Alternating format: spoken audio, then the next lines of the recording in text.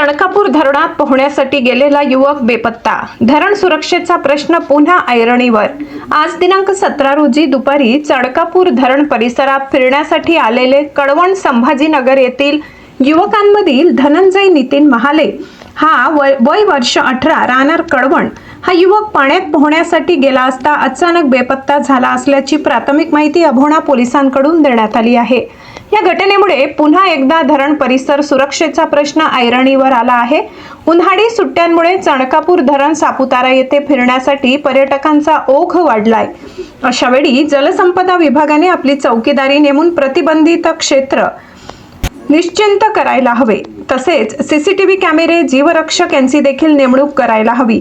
चणकापूर धरण परिसरातील उत्तरेकडील बाजूस असलेल्या गंगापूर गावाकडून थेट धरण परिसरात 4 चाकी व दुचाकी घेऊन युवक येत असतात। अशा वेळी पाण्यात उतरण्याचा मोह होऊन देखील तेथील खोल जागेचा अंदाज न आल्यामुळे अशा घटना वारंवार होत असतात।